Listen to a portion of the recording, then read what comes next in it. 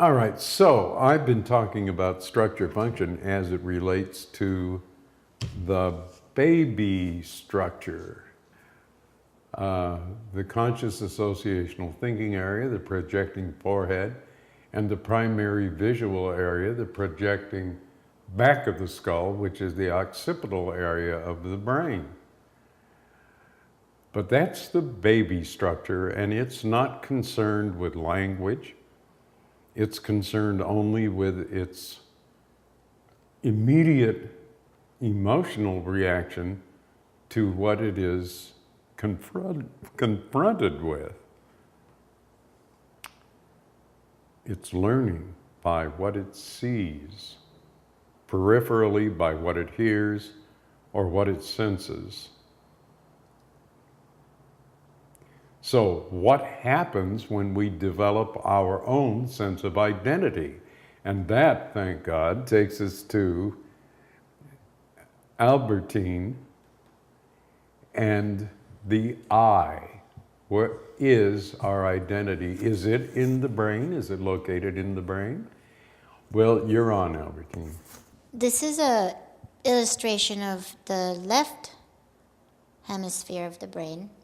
And as Daniel was mentioning, the baby picture, the primary focus is on the conscious associational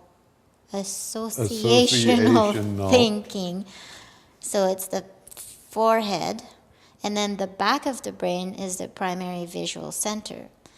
As the baby evolves and grows up and becomes more identified with itself, the focus will be on the temporal side of the brain, where the belief system is. So that's where the person, the child, the adolescent start identifying with the I, and therefore it's basing all its experiences on past experiences and how it relates to its environment. So from a reaction point of view, you can make choices based on what happened to you in the past, or you can remember that you still have your forebrain and still look forward with your associations and not just filter your experiences through what happened in the past, so that you can make a choice based on the positive future that's possible.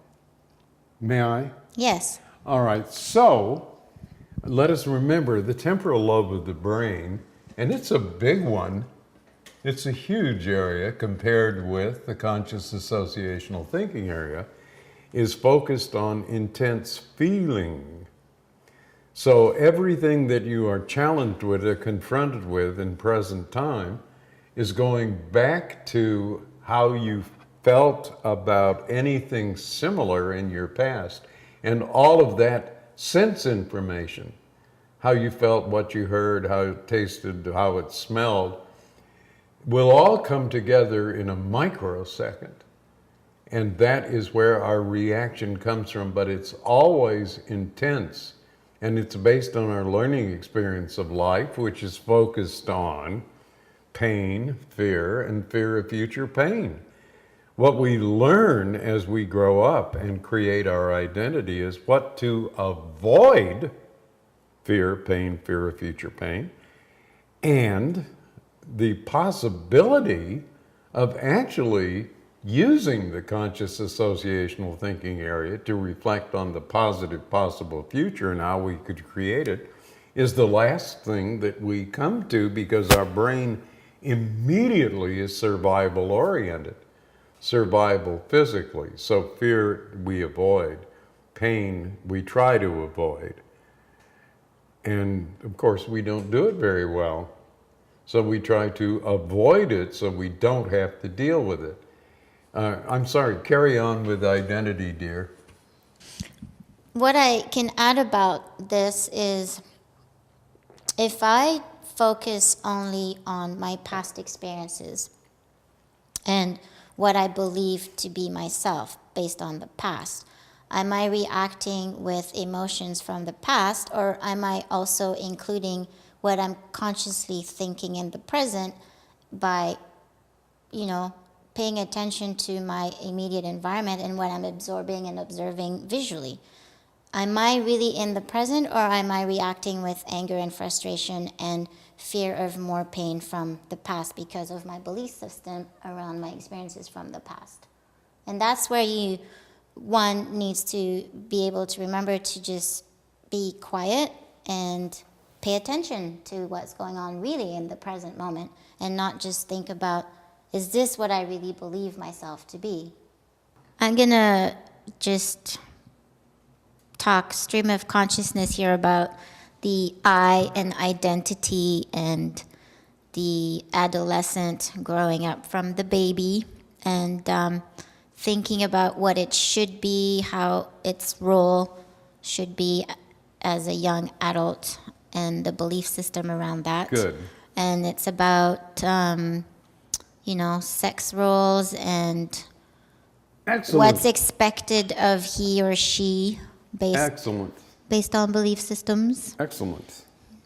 Just to be clear about that, the structure function, the change in structure function is about adapting to a new environment and basing Challenges and the opportunities. challenges and opportunities on what he or she thinks should behave, as opposed to Yeah. being honest about what it is it wants. We have 3 periods of life, and there are 3 different bodies involved. Just as a reminder, one is the childhood structure, which has a very definite kind of function because of its structure. And then we come to adolescence. And instead of the relatively honest and spontaneous child reactions, we get the adolescent. And it is at the time of adolescence that we clearly define, or at least more clearly define, our I. What is our identity? What do we have to defend? Our identity, what we believe is true. And there are structural changes that go along with that. But more on the identity process, Albertine Fawn. Yes, the identity revolves in this area here on the temporal lobe of the brain.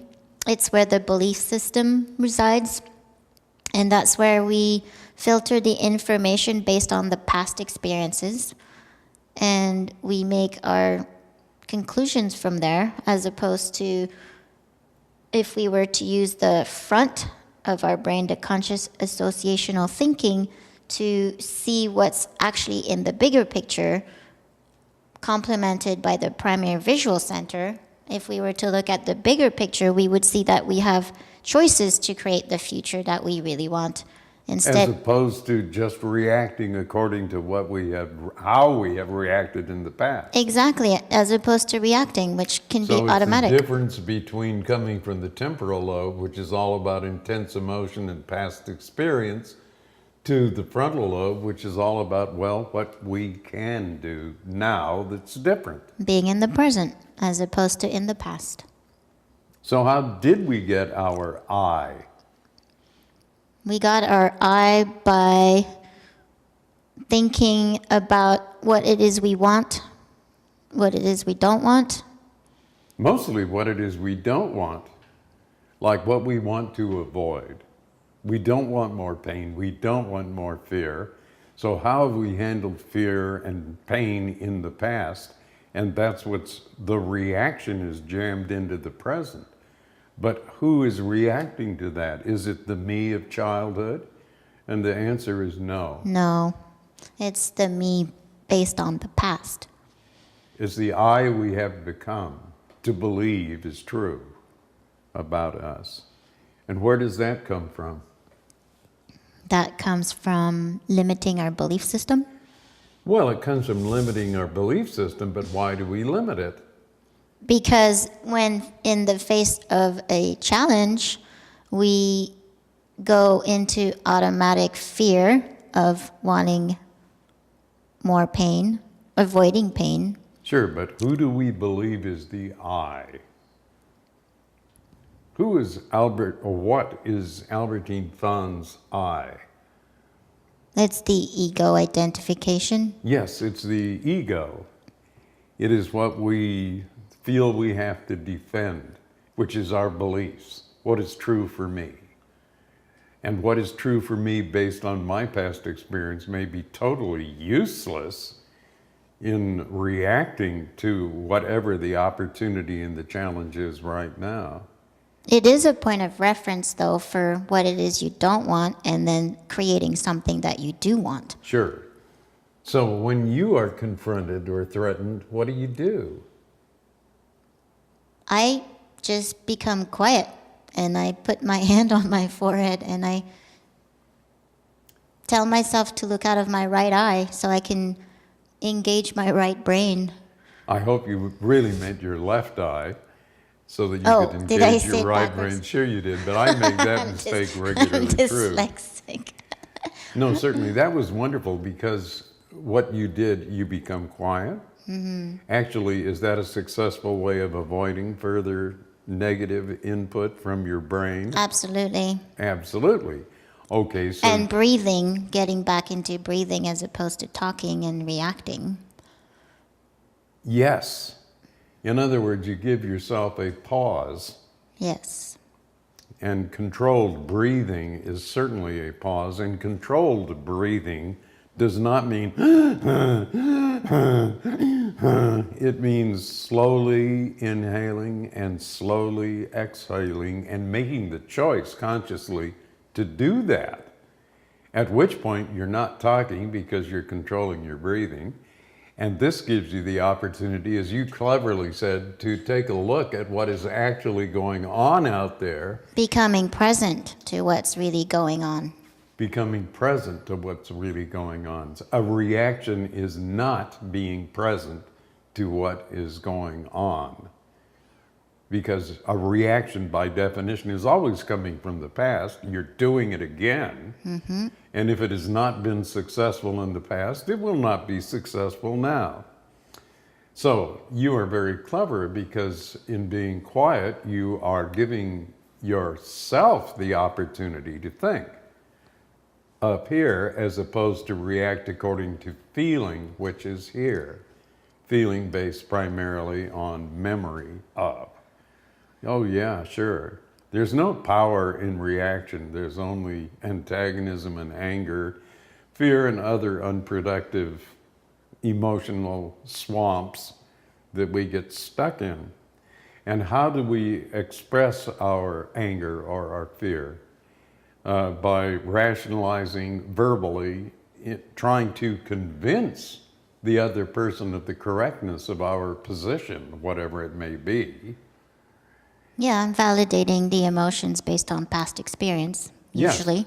Yes, that's wonderful. Validating our own lack of success in the past and trying to make our suffering respectable. Honorable. Yes, honorable. Well, and of course it isn't, which is really wonderful, and we know that it's not.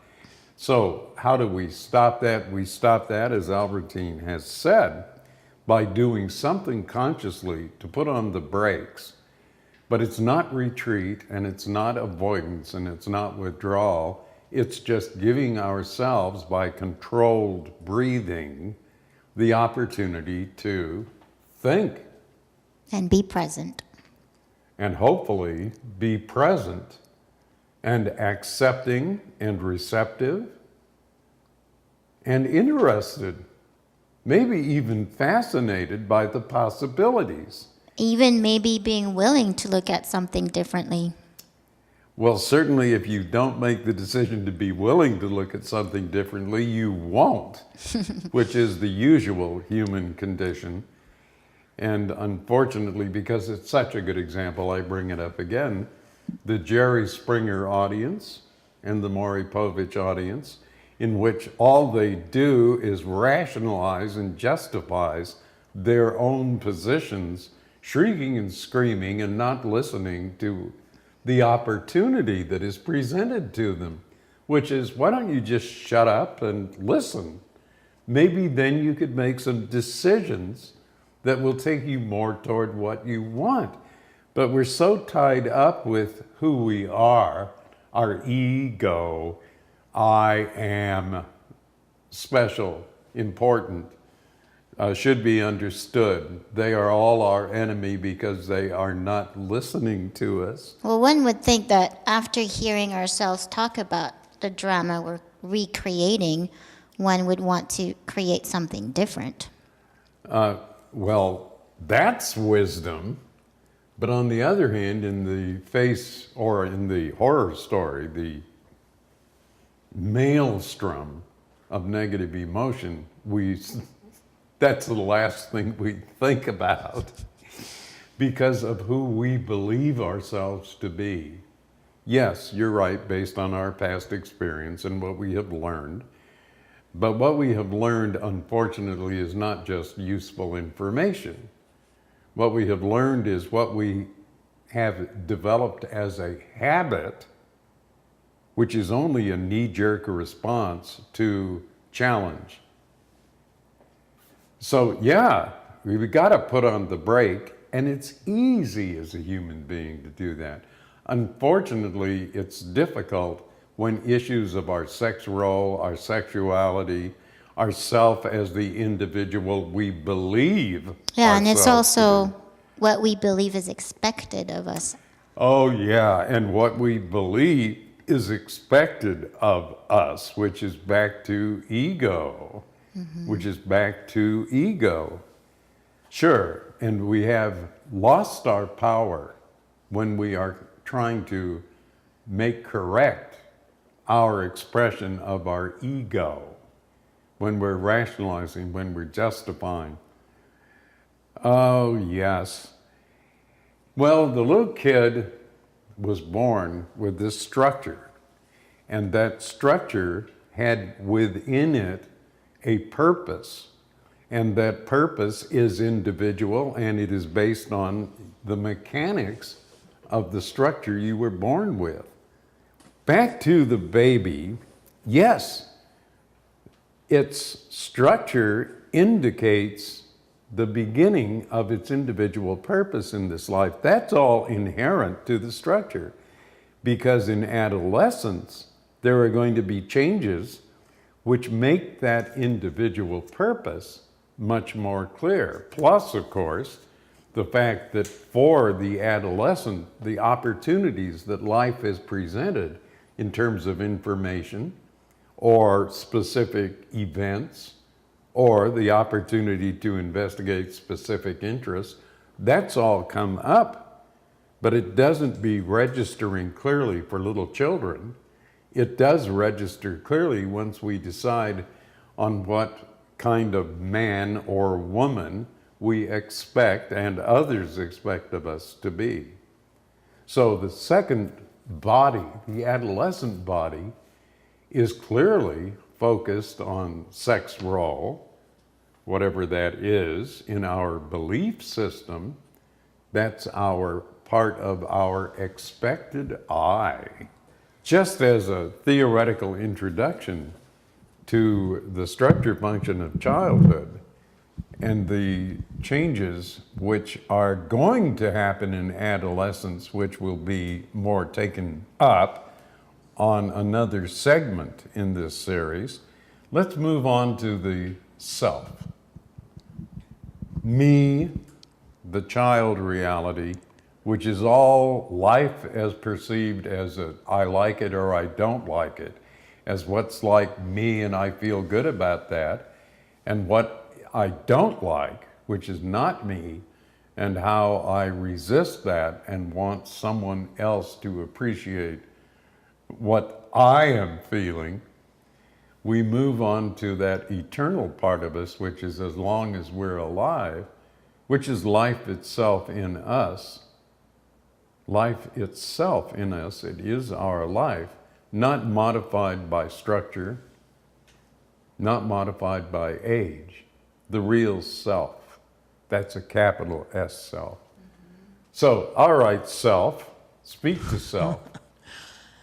So, myself, it's all about now, and it's all about the person you see in that mirror. So it shows up with a lessening of my lips and lines in my face. And Daniel could explain those lines more exacting. But I think an important part for me in all of this conversation is that when I came into this work with structure function, it was after 10 years before I had been in a car accident with a brain injury. And I was looking for who I was. I had no memory of me. So I didn't know. People would react to me, and I didn't know if that was really who I was or just who they thought I was. Because people were always, they were putting, responsibilities on me that I had no idea that I could even possibly achieve. And then when I got connected with Daniel Whiteside and the And brilliance, Mr. Gordon Stokes. and of course Mr. Gordon Stokes, and the brilliance of structure function, I began to learn the me that I am with my jaws that got developed in my adolescence, that show people that I am an authority. But I myself didn't think of myself that way. My eyes are close set, so I didn't have the confidence to continue with being that authority. And now, as my aging, I have these lines that say people are never going to listen to me. And my lips, my upper lip, which used to be a lot fuller, says that people aren't, that I'm not able to communicate my feelings. But you want to. But I definitely want to, but that I'm not able to, and so I can't really fully express myself throughout my body. Did you hear that? I can't fully accept myself. That's the I, that's the identity that says this is not like me. Right. And that takes us back to the baby, and if it's not like me, I don't do it. Fear, pain, and the rest of it, it's not worth it. Oh, sure. I've been shut down a lot with talking my feelings. So, yeah. So my ego cannot survive inside of, confrontation or merely standing up for myself. And there's been a lot of denial of who I am through my experience with other people. I have intuition and psychic from my childhood. And when I would talk to people about what I was perceiving, they would tell me I was crazy. I was making it up. And of course I believed that because I had no memory. I had no ability to know that I had any kind of ability to just know things. So after 10 years of dealing with this, I found structure function and Gordon Stokes and Daniel Whiteside. And I am now able to be present with my three bodies, my child, my adolescent, and my adult. And when things happen to me, when I'm challenged with an opportunity that's unfamiliar to me, I can step back, I can control my breathing, and I can know that I am capable and equal to any task. And that is the beauty of this work, and that is what we're all here for, is to share it with you and to encourage you to be able to investigate, well, what is it about me that I don't know at this point, that my life is instinctively pushing me towards knowing? And contact us and give us the opportunity to expand your knowledge of yourself and your knowledge of what's possible and staying true to who you are. What Kathy just did is a wonderful example of doing what this program is all about, which is, so she's been here for a couple of hours, and I've been doing what I've been doing. You've been doing what you're doing, and she has been sitting on it, waiting for, quote, her turn to come, which is the opportunity. And look what she did. She outlined it all, reviewed it all very nicely. And the bottom line is and it all is, if you have any doubt about your own power is in choice. Your own power is in making a choice to consciously monitor your negative reaction and transform it into an awareness of the positive possible that you want in this situation. You're going to be hearing in this series a whole lot more about structure function, and in this general discussion, we have not said more or less what you can do in the moment to get yourself reoriented back to your self as opposed to your I, or the poor wretched child who suffered and began their belief system based on fear, pain, and fear of future pain.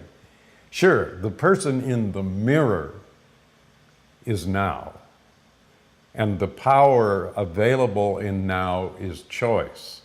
And that is the choice to move consciously toward the positive possible, which begins with your monitoring your own reaction and giving yourself a space between the negative that the belief system that your I will immediately produce and putting yourself in contact with the oneness with all life, which is life itself. And Kathy has had a great blessing because in this automobile accident that she went through, her memory of her past was eliminated. So she was consciously starting from zero in present time. What an opportunity. I see that as a great blessing. I think we could all profit from such accidents because then we know that we're starting to build our awareness of ourself. Why not start now? Now is the time. Yes, without the accident. Well, It's- with or without the accident, Well, yes. But having gone through the accident part of it, I know that what's available here now is